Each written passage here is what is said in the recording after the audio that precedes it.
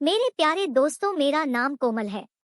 मैं 28 साल की हूँ। मैं काफी मॉडर्न हूँ और अपने अपार्टमेंट में आमने सामने काफी मशहूर हूँ क्योंकि मुझे दोस्ती करना बहुत अच्छा लगता है। यहाँ आप गलत मत समझना। दोस्ती मेरी औरतों से ही है। सब लोग मुझे जानते हैं और मेरी पर्सनालिटी भी बहुत ही लाजवाब है। इस वजह से अपार्टमेंट के मर्द को ये पता है कि मैं कहाँ रहती हूँ। क्योंकि मैं शाम को स्पोर्ट्स सूट पहनकर राउंड लगाती हूँ तो सबको बहुत ही अच्छा लगता है। और आगे से मेरी टी शर्ट टाइट और तनी होती है, किसी का भी दिमाग खराब कर देता है। मैंने कहानी पे आती हूँ। मेरी शादी को हुए 2 साल ही हुए हैं। अभी कोई बच्चा नहीं है। खूब लाइफ का एंजॉय कर रही हूँ। मेरी शादी अरेंज हुई है।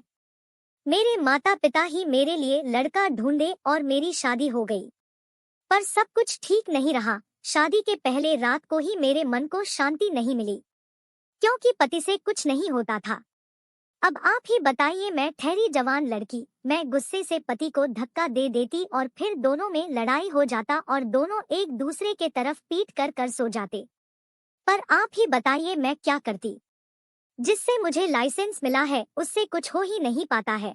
तो मैं कुछ दिन तक खुद ही अपने आप काम चला लेती, फिर भी मुझे शांति नहीं मिलती और भी ज्यादा काम खराब हो जाता था। मुझे मन करने लगता था पर कोई चारा नहीं था।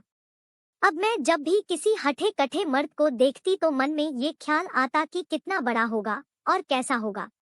पर लाचार थी, कुछ कर नहीं सकती। पर एक दिन पति से बोली, आप तो आराम से सो जाते हो तो आपने शादी क्यों की? जब आप एक औरत को समझ नहीं सकते तो आपको शादी करने का अधिकार किसने दिया? अब मैं क्या करूं? मैं मानती हूं कि आप अरबती है, किसी चीज की कमी नहीं है। घर में कार बांग्ला नौकर चाकर, अपना फैक्ट्री पर आप मेरे जगह पर रह कर देखो। मैं अपनी जिंदगी कैसे काटूंगी? ऊपर से रोज रोज आपके माता पिता कहते हैं कि मैं दादा और दादी कब बन रही हूँ। क्या मैं सच सच बता दूं, आपके बेटे से कुछ नहीं होता तो मैं कहां से माँ बनूंगी? सच पूछो दोस्तों, जब इंसान की हालात खराब हो जाए तो उसका बातचीत का लहजा और वर्ड भी चेंज हो जाता है। मैं इतनी भी नहीं थी कि मेरे मुंह से ऐसी बात निकले, पर करती भी क्या। मुझे फ्रस्ट्रेशन होने लगा था, इस वजह से मैं अनाप शनाप बोलने लगी। करीब ये सब बात होने के 10 दिन तक हम दोनों में कोई बात नहीं हुई। हम दोनों अकेले अकेले सोने लगे। एक दिन की बात है, मेरे पति मेरे पास आए और बोले कि कोमल, आज मुझे तुमसे एक बात करना है।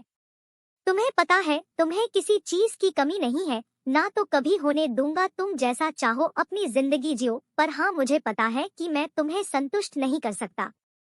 क्यों ना तुम किसी और से संबंध बना लो, मुझे बुरा नहीं लगेगा और मैं इसका इंतजाम करूंगा। माँ पापा का भी मनोकामना दादा दादी बनने का पूरा हो जाएगा और हम दोनों की जिंदगी भी अच्छी तरह से हो जाएगी। पहले तो सच बताऊं, शौक लगा कि कोई पति ऐसा कैसे कह सकता है। मैंने कहा भी, ये आप क्या कह रहे हैं? आखिर वो कहने लगे, मैं समझता हूँ कोमल, तुम ना मत करो प्लीज। मैंने कहा ठीक है, मुझे थोड़ा टाइम दो। करीब 10 दिन हो गए थे ये सब बातचीत हुए। अब मैं अपने घर में ही नजर दौड़ाने लगी, कभी नौकर पर कभी ड्राइवर पर। नौकर मेरा नेपाली था, वो छोटा कद का, तो मुझे डर हो गया कि कहीं उसका भी छोटा होगा तो। और ड्राइवर का एज ज्यादा था और मैं मदमस्त थी तो डर था कहीं वो मुझे संतुष्ट नहीं कर पाया तो। इस तरह से 2 ड्राइवर और 2 नौकर को मैंने मन ही मन में रिजेक्ट कर दी। ये सब सोचते हुए पूरा रात बीत गया। सुबह वेल बजी, नींद खुली तो दूधवाला दरवाजे पर था। वो हरियाणा से आता था। बड़ा हठा कठा, लंबा चौड़ा था, मूछे एकदम मर्द था। सच पूछो तो वो भी मुझे को निहार रहा था। मुझे लगा कि यही परफेक्ट है। शाम को मैंने पति के लिए चाय बनाई और दोनों मिलकर चाय पीने लगे और फिर मैंने बात छेड़ दी कि देखो जी, मुझे लगता है कि क्यों ना दूध वाले को ही पटाया जाए। मुझे लगता है कि आपके पापा मम्मी जल्दी ही दादा दादी बन जाएंगे और आप पापा। फिर कुछ दिन बाद ये रिश्ता उससे तोड़ देंगे और फिर हम सब फैमिली आराम से अपनी जिंदगी जिएंगे। मेरे पति को मेरी बात समझ आ गई। उन्होंने एक प्लान बनाया और अपने पापा मम्मी को कहा, चलो आप दोनों को हरिद्वार ले चलते हैं, आप लोग गंगा में डुबकी लगा लो, मुझे भी काफी दिन से जाने का मन कर रहा है। तो वो दोनों पूछे कि कोमल, तो मैंने कह दिया नहीं, मैं नहीं जा पाऊंगी। आप लोग इस बार जाओ, मैं दूसरे बार जाऊंगी। दूसरे दिन सुबह के करीब 6 बजे वो लोग हरिद्वार चले गए और फिर वो दूधवाला करीब 8 बजे दूध देने आया। मैं जानबूझकर दरवाजा खुल ही छोड़ दी थी और बाथरूम में नहाने लगी। वो आया, बेल बजाया और मैंने कहा दूध किचन में रख दो, और वो दूध किचन में रख दिया। मैंने बाथरूम का दरवाजा थोड़ा खुल ही छोड़ दी थी ताकि बाहर से मैं देख सकूं। वो दूधवाला बाथरूम के तरफ देखा और देखता ही रह गया। मैं शावर ले रही थी।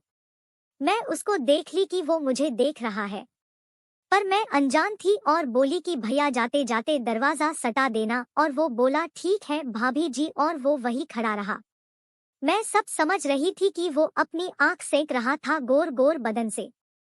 तभी मैं बाथरूम से निकल पड़ी। जैसे बाहर आई वो सकपका गया और डर गया।